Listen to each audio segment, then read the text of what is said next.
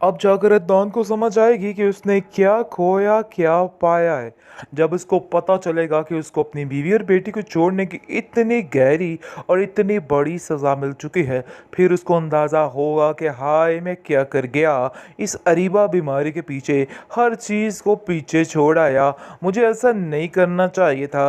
लेकिन जी आप देखेंगे कि बहुत जल्द ही उसको समझ आ जाएगी, क्योंकि अरीबा भी किसी के साथ दिल से नहीं चलती है। उसने भी प्लानिंग कर रखी है कि वो मामलात को ख़राब करेगी और अपनी ज़िंदगी को अच्छे तरीके से शुरू करेगी, क्योंकि वो एक घर को लेके ही काफ़ी खुश हो चुकी है और उसकी नज़र में रुपया पैसा दौलत इसके अलावा कुछ भी नहीं है। इसलिए जी आप देखेंगे कि अरीबा को जैसे ही पता चलता है कि सारा बिजनेस जो है तकरीबन तकरीबन उसकी बीवी के हाथों निकलने वाला है, तो वो काफ़ी हैरान हो जाती है और कहती है कि आखिर ऐसा कैसे हो सकता है। मुझे तो पता ही नहीं था कि ये मामलात होंगे। अगर मुझे पता होता तो मैं पहले वाला प्लान कैंसिल ना करती। लेकिन जी आप देखेंगे कि प्लान तो कैंसिल हो चुका है, लेकिन अंदर ही अंदर ताबीन भी काफ़ी परेशान है, क्योंकि अब जा चुका है ये बंदा ऐयान, जिसकी वजह से घर में काफ़ी ज़्यादा टेंशन बढ़ चुकी है। सबको समझ आ चुकी है कि आए मामला क्या बन गया है। ऐसे रफ़ा दफ़ा नहीं किया जा सकता किसी चीज़ को। आप देखेंगे कि अरीबा जो है ताबीन को ताने कसना शुरू हो जाती है और कहती है कि देखो तुम्हारी वजह से ये सब कुछ हुआ है। यान का यहाँ से जाना कोई मामूली बात नहीं है। तुमने ही कुछ किया है और तुम्हारी वजह से ही हुआ है, यानी कि उल्टा चोर कोतवाल को डांटे। ये अरीबा का भी यही हाल हो चुका है, जिस पर इस दफ़ा उसकी फुप्पो जो है अपनी ज़ुबान खोल देगी और कहेगी कि नहीं भाई किस किस्म की बात कर रही हो तुम। अपना किया ज़रा कैसे किसी पर डाल सकती हो। यान तुम्हारी वजह से यहाँ से गया है, तुम्हारी वजह से जो कुछ हुआ है वही हुआ है। मैं तुम्हें कभी भी इस चीज़ के लिए माफ़ नहीं करूँगी। ताबीन कहती है कि मुझे तुम्हारी इन बातों से कोई फ़र्क नहीं पड़ता है, बस बात तो यही है कि जल्दी से बस अयान आ जाए और मैं उससे पूछूं कि आखिर हम लोगों का क्या कसूर था। उसकी माँ भी काफ़ी परेशान है, वो सबको तसल्लियाँ दे दे के थक गई है कि आखिर ये कहाँ गया और कहाँ नहीं गया है।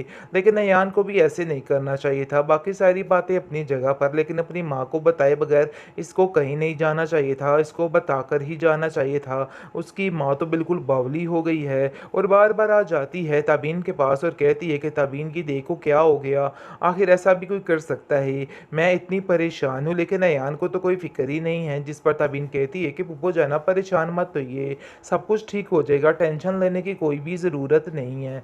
देख लेना सब कुछ ठीक हो जाए और खुद ही वापस आ जाएगा। आप देखेंगे कि किस तरीके से वो अपनी पुप्पो जान को तसल्ली देती है। लेकिन दूसरी तरफ आप देखेंगे कि अयान भी काफ़ी परेशान हो चुका है, क्योंकि उसको समझ आ चुकी है कि नहीं भाई मामला जो था वो गलत ही हुआ है। इसलिए वो ताबिन को कहता है कि हमें पुरानी बात को भूल जाना चाहिए, जो कुछ भी हुआ उसको भूल भुलाकर आगे निकलना चाहिए। लेकिन दूसरी तरफ बड़ी खुश हो चुकी है इस औरत यानी कि अरीबा की माँ और कहती है कि देखो ताबीन, तुम उसे जितना मर्जी हंसे जलन कर लो, लेकिन फिर भी वो तुमसे आगे ही रही है। कैसे ठाट बाट से मेरी बेटी अपने घर में रह रही है, लेकिन तुम्हें बिल्कुल भी अंदाज़ा नहीं है और तुम हो के पता नहीं क्या समझ रही हो। अरीबा कहती है कि अब बताओ ताबीन क्या हुआ। अब तुम तो बिल्कुल परेशान हो जाओगी देख के मेरे हालात। मैं तुम्हें जानबूझ के यहाँ पे बुलाना चाहती थी और चाहती थी ताकि तुम मेरे हालात देख सको। देखो मेरे हालात कैसे हैं और मैं यहाँ पे कितनी खुश और आबाद हूँ। आगे से आप देखेंगे कि ताबीन कहती है कि मुझे कोई फ़र्क नहीं पड़ता, चाहे जो मर्ज़ी हो जाए। मैं तुमसे बस यही कहना चाहती हूँ कि तुम्हें अब अपना मुंह बंद ही रखना होगा, जिधर बैठी हो टिक के बैठना और कोई मंजिल ना तलाश करना, बेड़ा गर्क हो जाएगा।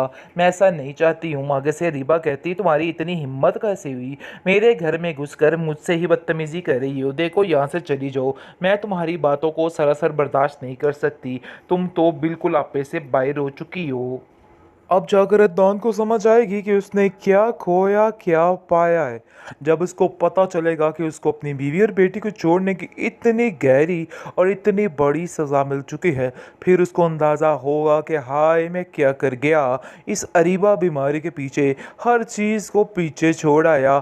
मुझे ऐसा नहीं करना चाहिए था। लेकिन जी आप देखेंगे कि बहुत जल्द ही उसको समझ आ जाएगी, क्योंकि अरीबा भी किसी के साथ दिल से नहीं चलती है। उसने भी प्लानिंग कर रखी है कि वो मामलात को ख़राब करेगी और अपनी ज़िंदगी को अच्छे तरीके से शुरू करेगी, क्योंकि वो एक घर को लेके ही काफ़ी खुश हो चुकी है और उसकी नज़र में रुपया पैसा दौलत इसके अलावा कुछ भी नहीं है। इसलिए जी आप देखेंगे कि अरीबा को जैसे ही पता चलता है कि सारा बिज़नेस जो है तकरीबन तकरीबन उसकी बीवी के हाथों निकलने वाला ही थी, वो काफ़ी हैरान हो जाती है और कहती है कि आखिर ऐसा कैसे हो सकता है?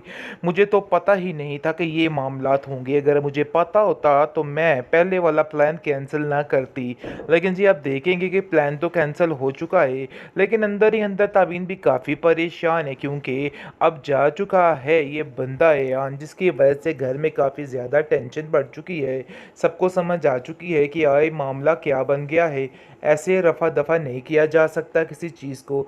आप देखेंगे कि अरीबा जो है ताबीन को ताने कसना शुरू हो जाती है और कहती है कि देखो तुम्हारी वजह से ये सब कुछ हुआ है। ऐयान का यहाँ से जाना कोई मामूली बात नहीं है। तुमने ही कुछ किया है और तुम्हारी वजह से ही हुआ है, यानी कि उल्टा चोर कोतवाल को डांटे। ये अरीबा का भी यही हाल हो चुका है, जिस पर इस दफ़ा उसकी फूफो जो है अपनी ज़ुबान खोल देगी और कहेगी कि नहीं भाई, किस किस्म की बात कर रही हो तुम? अपना किया ज़रा कैसे किसी पर डाल सकती हो? ऐयान तुम्हारी वजह से यहाँ से गया है, तुम्हारी वजह से जो कुछ हुआ है वही हुआ है। मैं तुम्हें कभी भी इस चीज़ के लिए माफ़ नहीं करूँगी। ताबीन कहती है कि मुझे तुम्हारी इन बातों से कोई फ़र्क नहीं पड़ता है, बस बात तो यही है कि जल्दी से बस ऐयान आ जाए और मैं उससे पूछूँ कि आखिर हम लोगों का क्या कसूर था। उसकी माँ भी काफ़ी परेशान है, वो सबको तसल्लियाँ दे दे के थक गई है कि आखिर ये कहाँ गया और कहाँ नहीं गया है। लेकिन ऐयान को भी ऐसे नहीं करना चाहिए था। बाकी सारी बातें अपनी जगह पर, लेकिन अपनी माँ को बताए बगैर इसको कहीं नहीं जाना चाहिए था, इसको बताकर ही जाना चाहिए था। उसकी माँ तो बिल्कुल बावली हो गई है और बार-बार आ जाती है ताबीन के पास और कहती है कि ताबीन की देखो क्या हो गया, आखिर ऐसा भी कोई कर सकता है? मैं इतनी परेशान हूँ, लेकिन अयान को तो कोई फ़िक्र ही नहीं है। जिस पर ताबीन कहती है कि फूफो जाना परेशान मत होइए, सब कुछ ठीक हो जाएगा, टेंशन लेने की कोई भी ज़रूरत नहीं है। देख लेना सब कुछ ठीक हो जाए और खुद ही वापस आ जाएगा। आप देखेंगे कि किस तरीके से वो अपनी फूफो जान को तसल्ली देती है। लेकिन दूसरी तरफ आप देखेंगे कि अयान भी काफ़ी परेशान हो चुका है, क्योंकि उसको समझ आ चुकी है कि नहीं भाई, मामला जो था वो गलत ही हुआ है। इसलिए वो ताबिन को कहता है कि हमें पुरानी बात को भूल जाना चाहिए, जो कुछ भी हुआ उसको भूल भुलाकर आगे निकलना चाहिए। लेकिन दूसरी तरफ बड़ी खुश हो चुकी है इस औरत यानी कि अरीबा की माँ और कहती है कि देखो ताबीन, तुम उसे जितना मर्जी हसद जलन कर लो, लेकिन फिर भी वो तुमसे आगे ही रही है। कैसे ठाट बाट से मेरी बेटी अपने घर में रह रही है, लेकिन तुम्हें बिल्कुल भी अंदाज़ा नहीं है और तुम हो के पता नहीं क्या समझ रही हो। अरीबा कहती है कि अब बताओ ताबीन, क्या हुआ? अब तुम तो बिल्कुल परेशान हो जाओगी देख के मेरे हालात। मैं तुम्हें जानबूझ के यहाँ पे बुलाना चाहती थी और चाहती थी ताकि तुम मेरे हालात देख सको। देखो मेरे हालात कैसे हैं और मैं यहाँ पे कितनी खुश और आबाद हूँ। आगे से आप देखेंगे कि ताबीन कहती है कि मुझे कोई फ़र्क नहीं पड़ता, चाहे जो मर्ज़ी हो जाए। मैं तुमसे बस यही कहना चाहती हूँ कि तुम्हें अब अपना मुँह बंद ही रखना होगा, जिधर बैठी हो टिक के बैठना और कोई मंजिल ना तलाश करना, बेड़ा गर्क हो जाएगा। मैं ऐसा नहीं चाहती हूँ। आगे से रीबा कहती, तुम्हारी इतनी हिम्मत कैसे हुई मेरे घर में घुसकर मुझसे ही बदतमीजी कर रही हो? देखो यहाँ से चली जाओ, मैं तुम्हारी बातों को सरासर बर्दाश्त नहीं कर सकती। तुम तो बिल्कुल आपे से बाहर हो चुकी हो।